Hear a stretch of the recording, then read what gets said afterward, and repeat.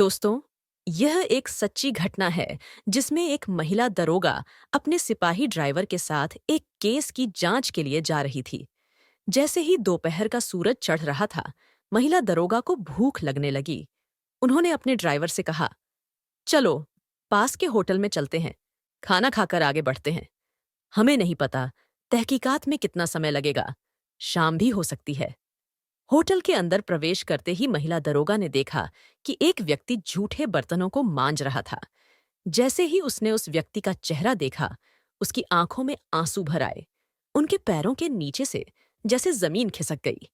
वह अचानक वहीं सबके सामने जोर जोर से रोने लगीं।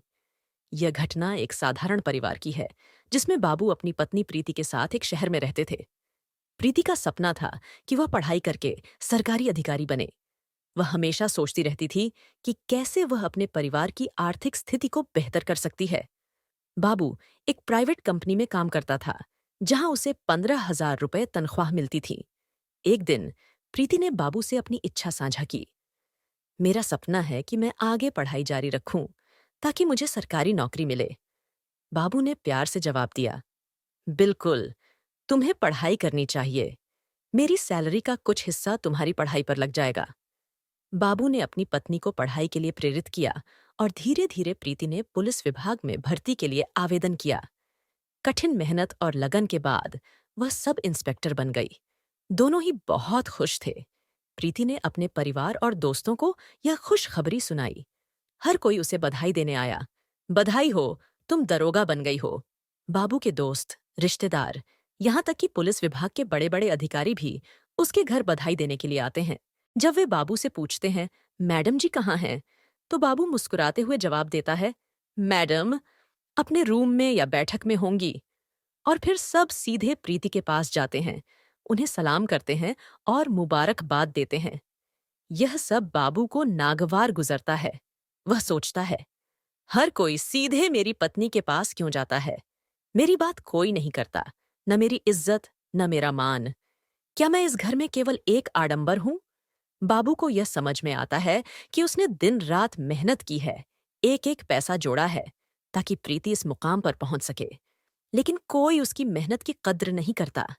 उसकी मन में यह विचार बस जाता है कि उसे ऐसी पत्नी के साथ नहीं रहना चाहिए जिसके सामने उसकी कोई अहमियत न हो। इस सोच के चलते बाबू एक अटल निर्णय लेता है। उसे अपनी पत्नी से तलाक चाहिए। वह प्रीति पर कई झूठे और सच्चे आरोप लगाकर उसे तलाक लेने की जिद पर अड़ जाता है। प्रीति, जो बाबू के साथ प्यार से जीने का सपना देखती थी, उसे समझ नहीं आती। वह भावुक होकर कहती है, आप ये क्या कह रहे हैं?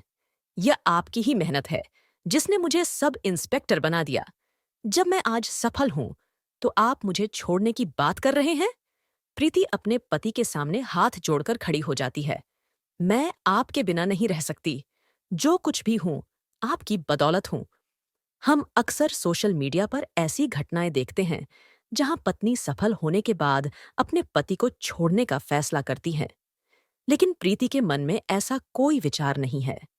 वह सरकारी अधिकारी बनने के बाद भी बाबू के सामने हाथ जोड़कर विनती करती है कि वह उसे न ठुकराए। फिर भी बाबू के मन में जिद पकड़ ली है। वह प्रीति की किसी भी बात को सुनने के लिए तैयार नहीं होता और अंततः वह उससे तलाक ले लेता। प्रीति अपने पति के छोड़कर जाने के सदमे में पड़ जाती है। वहीं बाबू इस शहर को छोड़कर नए शहर में एक कंपनी में नौकरी करने लगता है। लेकिन प्रीति खुद को संभाल लेती है और सोचती है, कोई बात नहीं, मेरा पति मेरे साथ नहीं रहा, लेकिन यह नौकरी तो मेरे पास है। यह नौकरी मैंने अपने पति की बदौलत पाई है और मैं इसे हमेशा ईमानदारी से करूंगी। प्रीति अपने कर्तव्यों को पूरी निष्ठा से निभाने लगती है। 2 साल बाद उसका ट्रांसफर उसी शहर में हो जाता है जहां बाबू ने नौकरी शुरू की थी। एक दिन एक केस की जांच के सिलसिले में प्रीति अपने सिपाही ड्राइवर के साथ गाड़ी में बैठी होती है। अचानक उन्हें भूख लगती है। वह अपने ड्राइवर से कहती हैं, कृपया कहीं पास में कोई होटल होगा, गाड़ी रोक दो। भूख लगी है, पहले खाना खा लेते हैं। ड्राइवर थोड़ी दूर जाकर एक होटल के आगे गाड़ी रोकता है। जब प्रीति होटल के अंदर जाती है तो उसके होश उड़ जाते हैं। वहां उसका तलाकशुदा पति बाबू झूठे बर्तनों को साफ कर रहा होता है।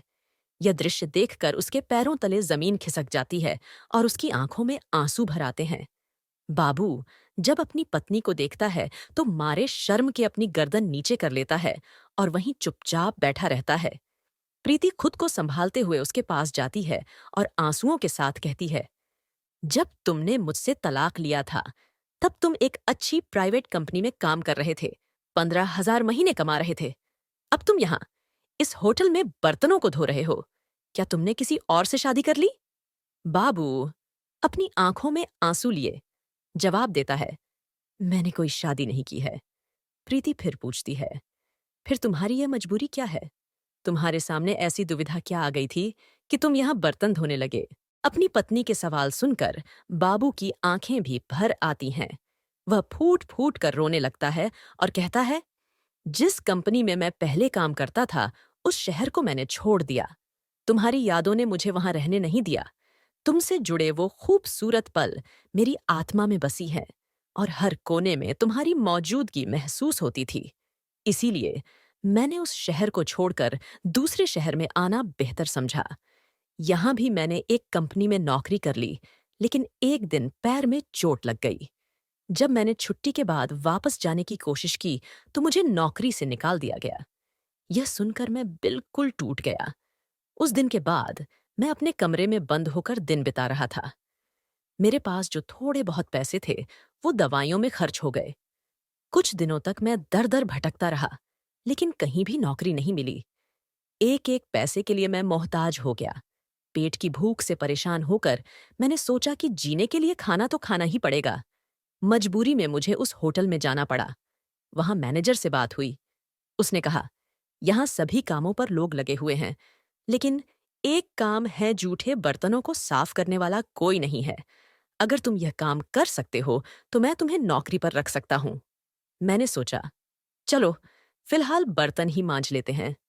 तभी से मैं बर्तनों को साफ करके अपनी जिंदगी गुजार रहा हूं। इतना कहकर वह फिर से रोने लगता है।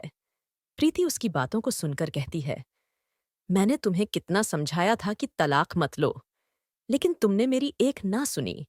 तुम्हारे बिना मैं कई दिनों तक सदमे में रही। तुमने एक बार भी मुझे लौट कर नहीं देखा। क्या गलती थी मेरी जो तुमने मुझे इतनी बड़ी सजा दी? सत्य बताता है, जब तुम दरोगा बनी तो हर कोई तुम्हें बधाई देने के लिए आता था। वह सिर्फ तुम्हें ही मान सम्मान देता।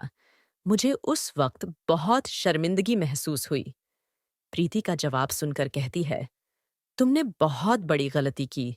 अगर तुम्हें ऐसा लगता था कि मेरी सफलता से तुम्हारी इज्जत कम हो रही है तो तुम बस एक बार मुझसे कह देते।